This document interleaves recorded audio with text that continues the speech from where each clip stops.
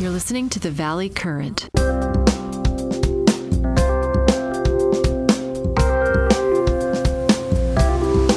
So imagine making $1 million tomorrow.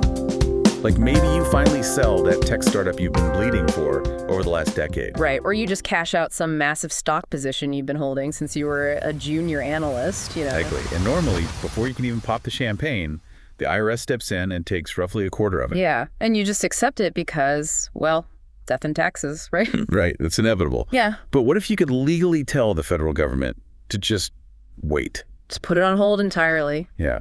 And what if, in exchange for them waiting, you could take that entire million, plant it in a specific neighborhood, and a decade later, keep every single penny of the new millions you make from it?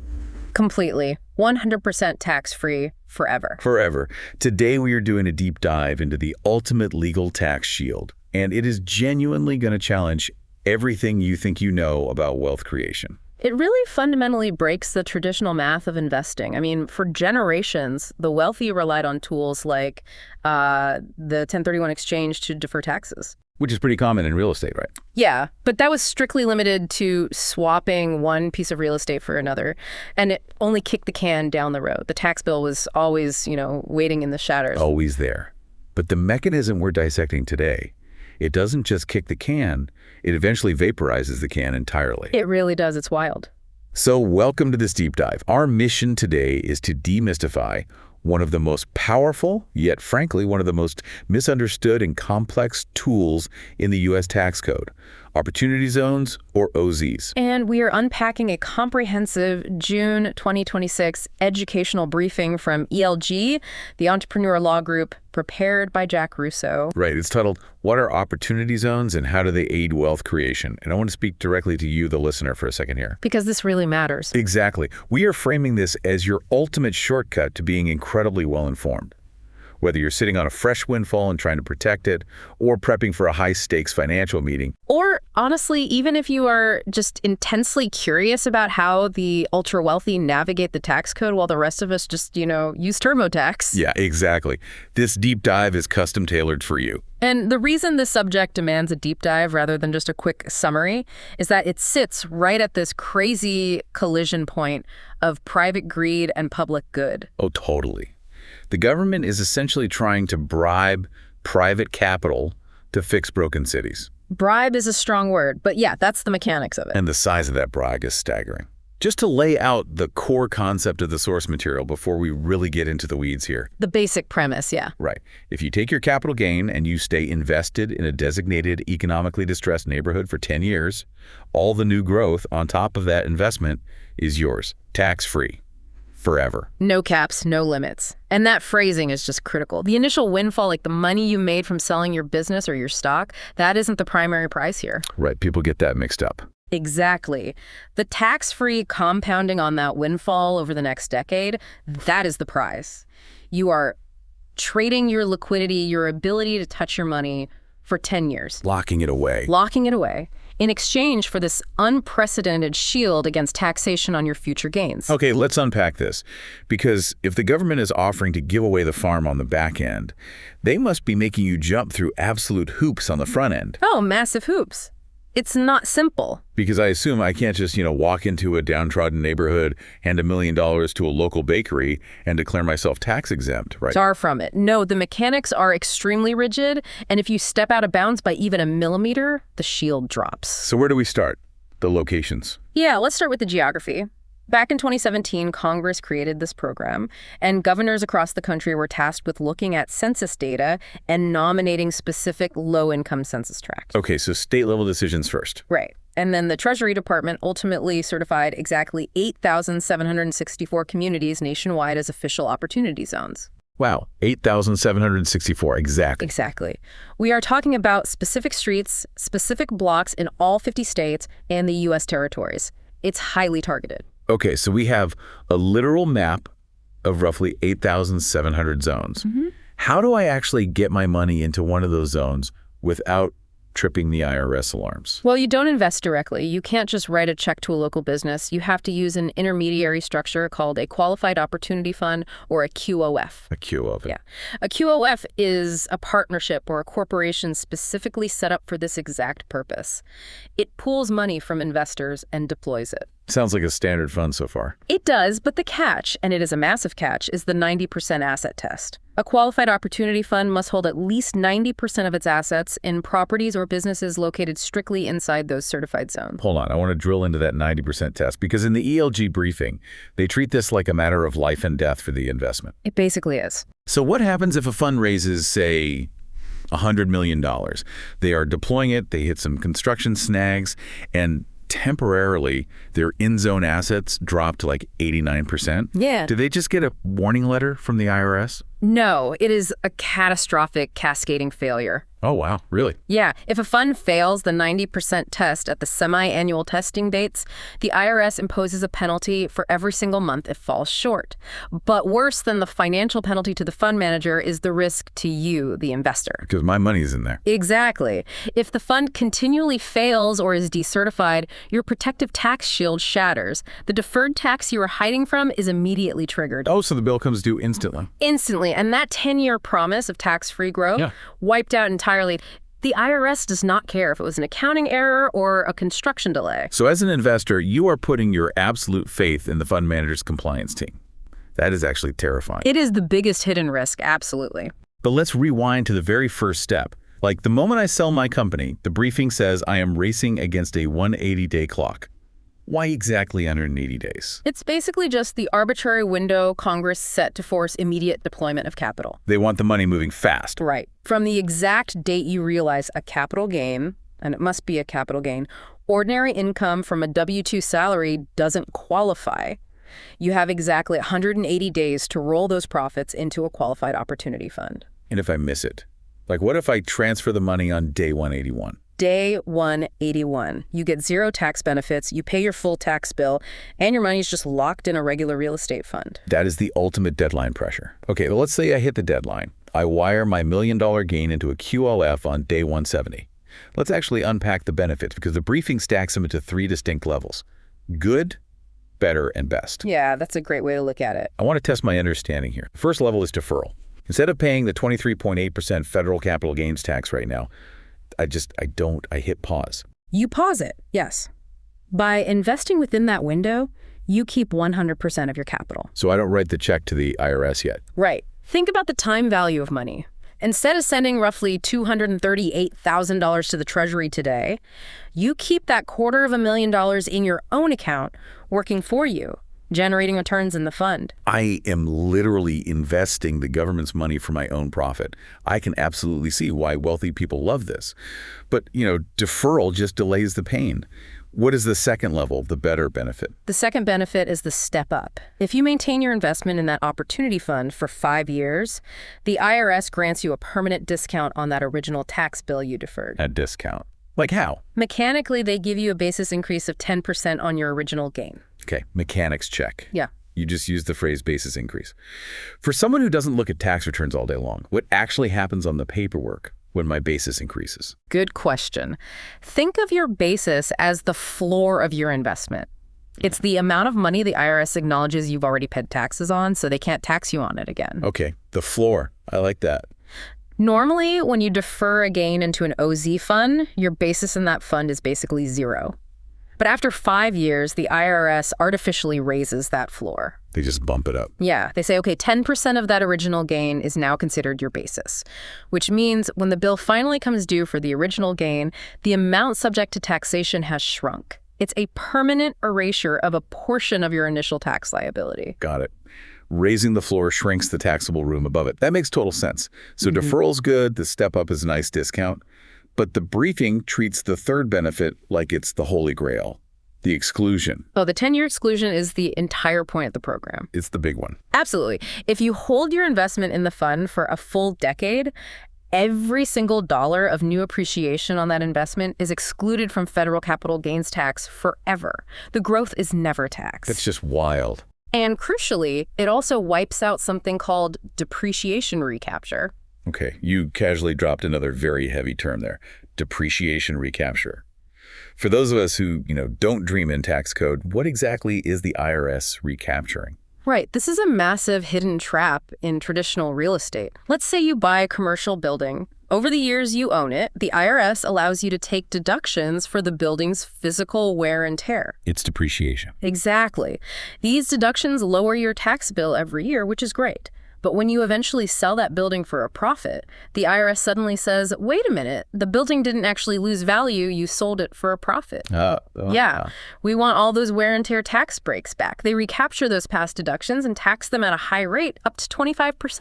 So they give you a tax break for a decade and they just claw it all back at the finish line? That is brutal. Precisely. But in an opportunity zone, if you hold for 10 years, the exclusion wipes out depreciation recapture entirely. You take the deductions every year, and at year 10, the IRS just lets you keep them. Wow. It is an astonishing double dip of tax advantages. It really is. Let's ground this in the briefing's central analogy because I think it makes the mechanics visceral. The source material calls it the seed and fruit analogy. Oh, that's a perfect way to visualize it. Right. Normally, when you harvest a fruit, let's say you sell a startup you built, the government immediately takes a giant bite out of it. They take their share immediately. Right.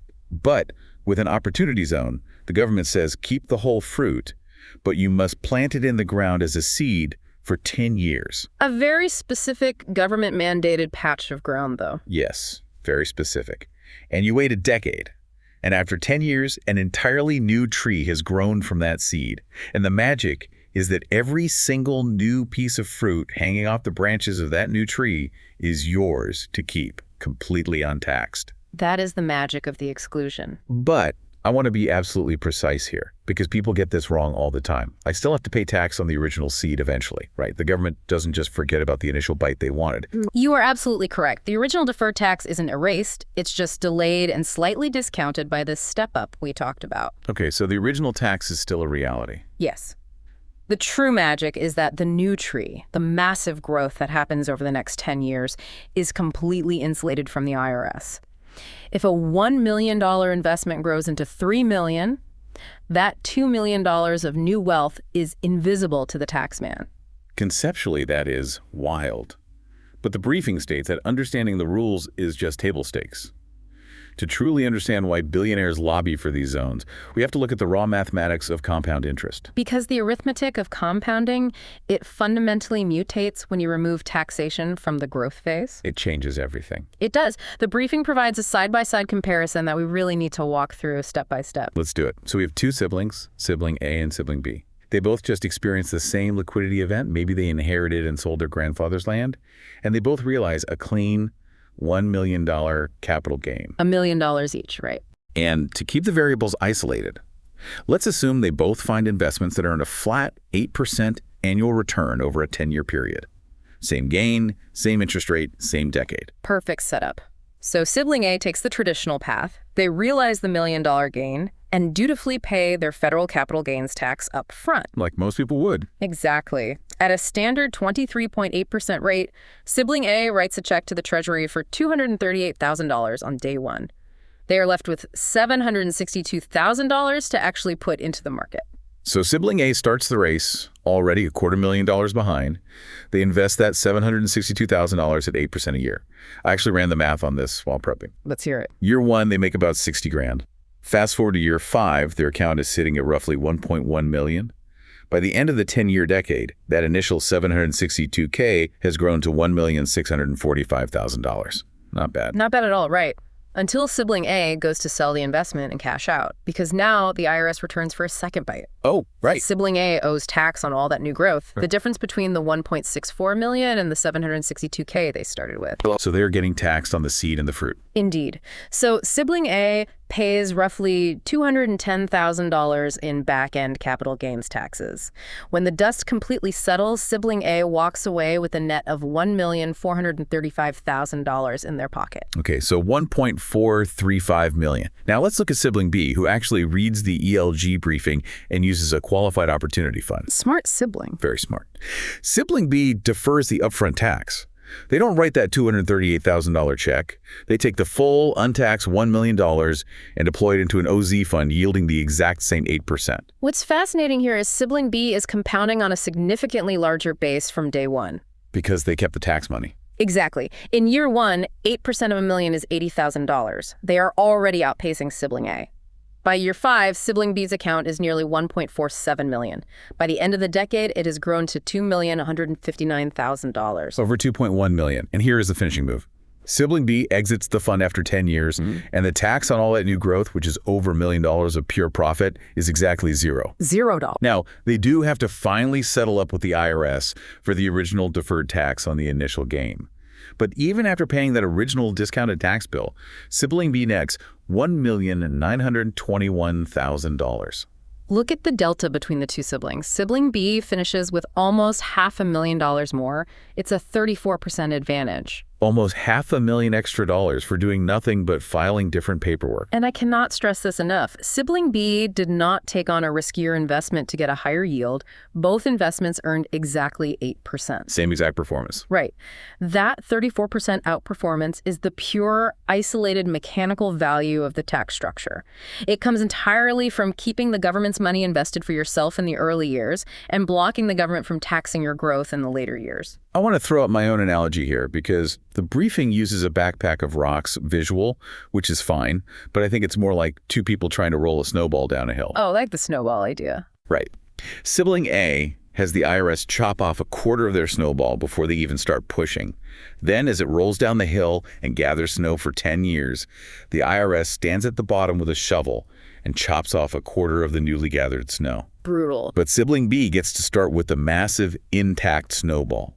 It gathers more snow faster because it has a larger surface area. And at the bottom of the hill, the IRS is legally barred from bringing their shovel. The momentum difference is staggering. The momentum difference is staggering, and the larger your initial gain, the more extreme the math becomes. If you are dealing with a $10 million gain or a $50 million gain, that 34% advantage translates into generational wealth creation. Which completely explains the frenzy, but I'm looking at this from a psychological perspective. I am locking up my life savings for a full decade to chase this tax-free finish line at the bottom of the hill. It's a big commitment. A decade is an eternity in finance. Markets crash, presidents change, tax codes get rewritten. How do I know the finish line isn't going to be magically moved or erased while I'm in year 6 of this 10-year sprint? That was the single biggest fear holding investors back for years, actually, which brings us directly to the massive legislative earthquake that just happened. The 2025 changes, right? Yes. The original 2017 legislation was not permanent. It was designed as an experiment with an expiration date. But the briefing details how in July of 2025, Congress passed the aptly named One Big Beautiful Bill Act, which officially made the Opportunity Zone program permanent. Permanence changes the entire risk profile. Yeah. But it also creates a massive logistical headache, doesn't it? Because if the old rules are colliding with the new permanent rules, investors caught in the middle have to navigate a maze. It is a massive maze right now. And this is highly relevant right now in mid-2026. The IRS literally just dropped Notice 2026-40 on June 18th to act as the transition rulebook. Yeah, the briefing categorizes this as the shift from OZ 1.0 to OZ 2.0. And for anyone sitting on a windfall today, it creates what the author calls a major planning fork. A fork in the road. Exactly. You have to choose which set of rules you want to live under, and the implications are massive. Let's look at OZ 1.0, which applies if you deploy your capital by December 31st, 2026. Okay, so under OZ 1.0, the deferred tax has a hard shared deadline. The original law stated that no matter when you invested, your deferred gain must be recognized and taxes paid in the tax year containing December 31st, 2026. Right. So if you invest today, your tax bill is coming due very, very soon. Plus, the original map of 8,700 zones is set to expire at the end of 2028. So OZ 1.0 requires a short-term cash outlay for taxes, and you are investing in older zones. Now, contrast that with OZ 2.0, which applies if you wait and invest on or after January 1st, 2027. Okay, what changes there? The shared calendar date is completely eradicated. Instead, the IRS grants you a rolling, individualized 5-year clock. Your deferred tax is recognized exactly 5 years after your specific investment date. Oh, so it's tied to you, not the calendar. Exactly. And critically, you get access to a completely refreshed map of new opportunity zones that will be viable from 2027 through 2036. I mean, I'm not sure which is better. If I have a $5 million gain right now, do I rush into OZ 1.0 to get into a project that's already half built, knowing I have to pay my deferred tax in a few months? It's a tough call. Or do I sit on my hands, wait for January 1st, get a fresh 5-year deferral, but have to gamble on a brand new project in a brand new zone under OZ 2.0? The briefing emphasizes that there is no universal right answer. It is deeply idiosyncratic. It depends on your personal liquidity. Like, do you have the cash on hand to pay the OZ 1.0 tax bill when it comes due? Right, because the money in the fund is locked up. Precisely. It depends on the specific real estate deals available. But what the IRS Notice 2026-40 definitively clarified, and this is the sigh of relief heard across the entire wealth management industry, is that regardless of which fork you choose, the 10-year exclusion is bulletproof. Here's where it gets really interesting. Yes, the briefing notes that the government extended the compliance safe harbors all the way out to December 31st, 2047. A safe harbor, in tax terminology, is essentially a legally recognized bulletproof vest. That's a great way to put it. It means that even if the law shifts slightly, or if a physical neighborhood gentrifies and loses its official distressed designation 10 years from now, the IRS promises they will not strip the tax-free status from funds that played by the rules when they started. So they can't change the rules on you mid-game. Right. Extending that safe harbor to 2047 is the Treasury shouting from the rooftops, your money is safe here for the long haul.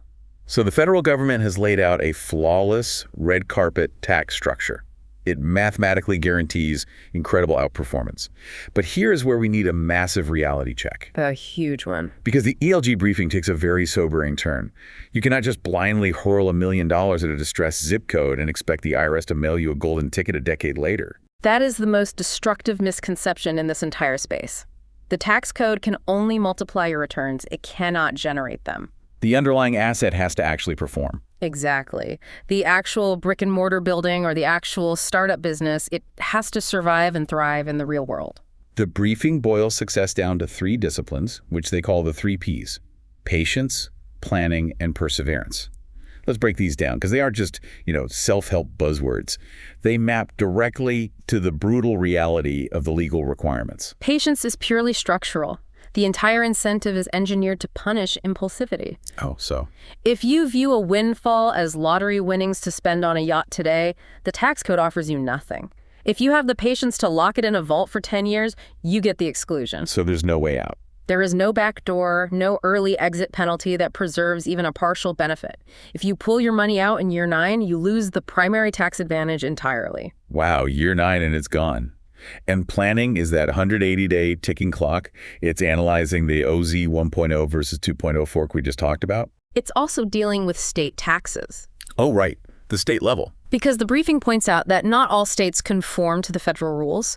You could execute the federal strategy perfectly and still get blindsided by a massive state tax bill if you didn't plan for local jurisdictions. That would be a nightmare. And the final P is perseverance.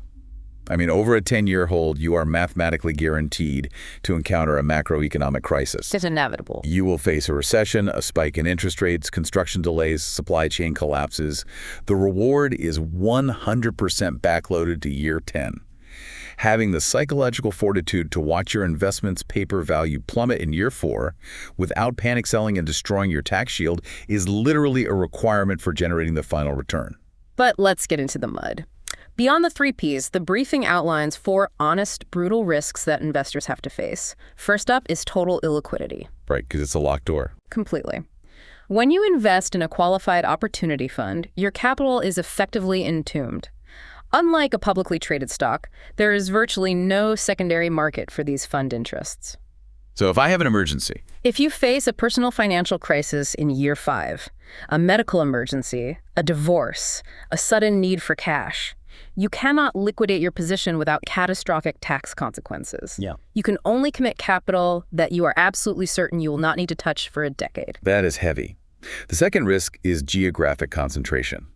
By their very definition, OZs tie your fate to specific, often deeply struggling neighborhoods. And in many cases, you are investing in a single asset fund, like one apartment building on one specific corner. Which eliminates the safety net of diversification. You're all in on that corner. Right. If the local employer goes bankrupt, or if crime spikes on that specific block, or if the building simply fails to attract tenants, you bear the full brunt of that localized failure. Which bleeds right into the third risk, execution risk. The briefing notes that the vast majority of OZ investments are ground-up real estate developments. We aren't talking about buying a fully leased, stabilized office building. No, ground-up development is arguably the riskiest tier of real estate. You are navigating zoning boards, environmental permitting, volatile raw material costs, labor shortages. A million things can go wrong. And these friction points constantly threaten to erode the baseline returns. And this leads to the golden rule of tax planning that every investor must memorize. A tax-free zero is still a zero. I love that phrase. A tax-free zero is still a zero. If the building goes over budget, stalls out, and goes bankrupt, the fact that you structured it to be tax-free on the back end is completely worthless. You can't multiply zero. It's just simple math. The final risk is the one we touched on earlier, compliance complexity. The burden of maintaining that 90% asset test year after year, or the rules around substantial improvement. Let's actually define that, because the briefing mentions it. What is substantial improvement? Well, the law says you can't just buy a derelict building in a zone, sit on it for 10 years doing nothing, and claim the tax break as the neighborhood gentrifies around you. That makes sense. They want actual development. You must substantially improve it. Mechanically, the IRS requires you to double your basis in the building, meaning you have to spend an amount equal to what you paid for the physical structure on renovations within 30 months. Double it in 30 months. Yes. If you buy a building for $1 million, you have to pump another $1 million of capital improvements into it. Tracking those expenses, proving they meet the timeline, and avoiding technical defaults requires a small army of specialized CPAs. To help investors navigate this absolute minefield, the ELG briefing provides a checklist of 12 questions to ask first before handing a dime to a fund manager. I'm not going to read all 12, but question number 1 stops you in your tracks. It's the most important one. It simply asks, would I make this investment if there were no tax benefit at all? It is the ultimate litmus test. The most devastating financial errors in this sector occur when investors let the tax tail wag the dog. Chasing the shiny object. They become so hypnotized by the prospect of a massive tax exclusion that they pour millions into fundamentally broken real estate deals. I tell people to imagine sitting across the table from a fund manager pitching a new development.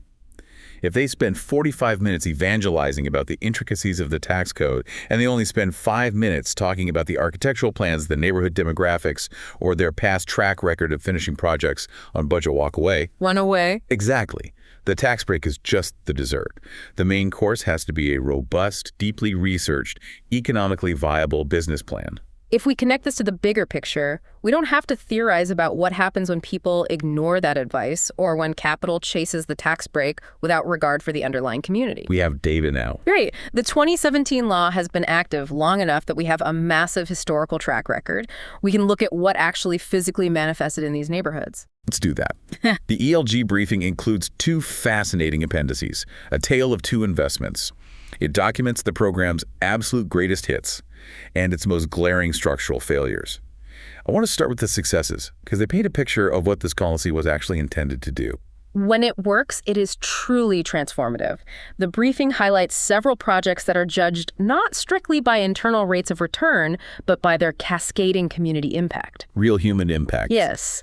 Job creation, affordable housing, and genuine civic revitalization. Let's walk through Erie, Pennsylvania. A nonprofit-led coalition targeted a cluster of vacant, decaying downtown buildings in what was designated as one of the poorest zip codes in America. We are talking about a neighborhood where the median income was hovering around $10,800. Deep distress. Deep. Through an opportunity zone structure, they orchestrated a massive $100 million plus redevelopment. The scale of that intervention in a city like Erie is monumental. They didn't just build luxury condos. They're projecting 140 residential units, 25 new commercial businesses, and the creation of over 250 permanent jobs. And crucially, they fundamentally altered the infrastructure of the neighborhood by building the flagship city public market.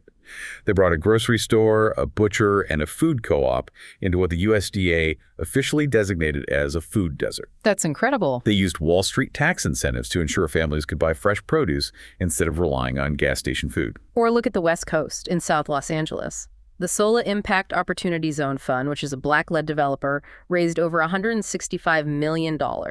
Their deployment strategy was hyper-focused. What did they build? They built or rehabbed roughly 1,500 units of affordable housing across deeply distressed areas like Watts, Compton, and South Central, with another 1,500 in the pipeline. And perhaps most importantly, nearly a third of their tenants were formerly homeless individuals. That is massive. And they didn't stop at housing.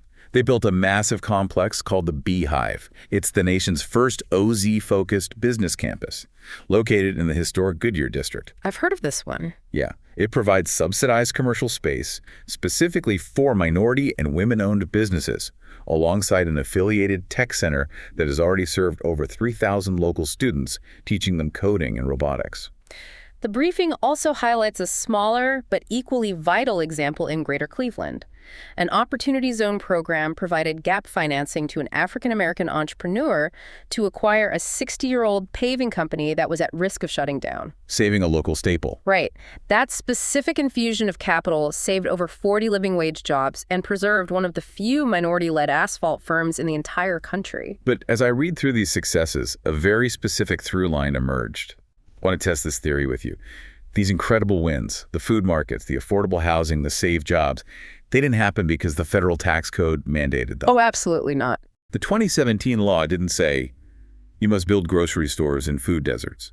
These wins happened because committed local actors, nonprofits, and mission-driven funds steered the capital toward the people. They forced it to happen. Exactly. They imposed their own ethical strings on the money and, in many cases, explicitly accepted slightly lower financial returns to guarantee the community actually benefited. Your analysis is spot on, and it perfectly bridges us to Appendix B in the briefing. What happens when no one imposes those ethical strings? What happens when you unleash purely profit-seeking capital into a system with no guardrails? It gets messy. Because the central glaring design flaw of the original 2017 statute was that it allowed almost any business to qualify, and it required absolutely zero proof of community benefit to claim the tax exemption. And profit-seeking capital naturally behaves like water pouring down a mountain. It doesn't flow where it's needed. It flows to the path of least resistance and highest return. The failures documented in the briefing are stark, and we need to look at them closely. And we should frame this carefully. As we discuss these failures, we are strictly reporting on the structural findings of organizations like ProPublica, the Government Accountability Office, and the Brookings Institution, exactly as they are laid out in the ELG source material. Just the facts of where the money went. Right. We are examining this as a mechanical case study of how legislation functions in the real world, analyzing how the capital flowed based entirely on the rules as they were written, without endorsing political viewpoints. Exactly. Let's look at the Ritz-Carlton in Portland, Oregon. Yeah. This is a $700 million, 35-story luxury tower. It features condominiums priced up to $8.9 million. Almost $9 million. Yeah, and it utilized Opportunity Zone tax benefits to build in downtown Portland, literally blocks away from visible homeless encampments. The law allowed it, so the capital flowed to luxury, not to low-income housing. Or consider the Rybovich Super Yacht Marina in West Palm Beach, Florida, an area featuring a facility that services $100 million yachts successfully received Opportunity Zone status. A yacht marina got distressed status. Yes.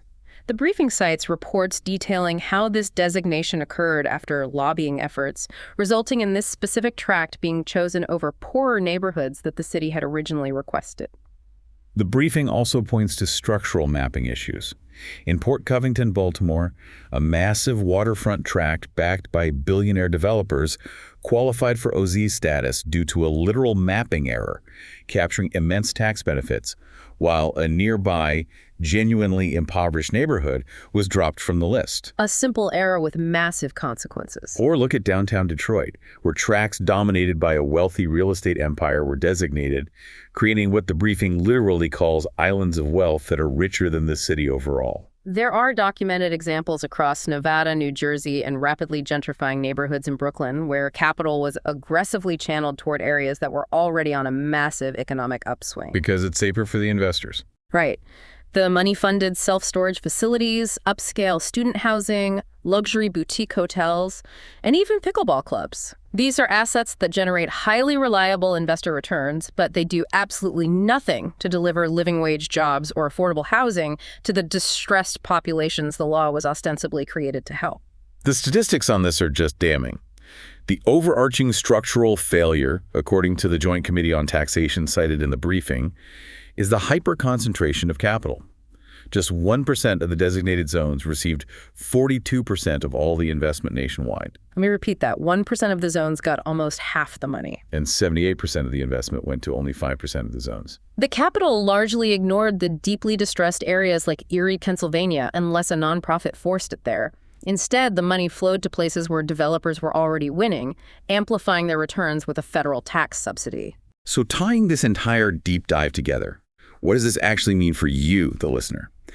When you weigh the breathtaking mathematical advantages of the 10-year exclusion against the brutal reality of execution risk, the compliance minefields, and the messy history of where this capital actually flows.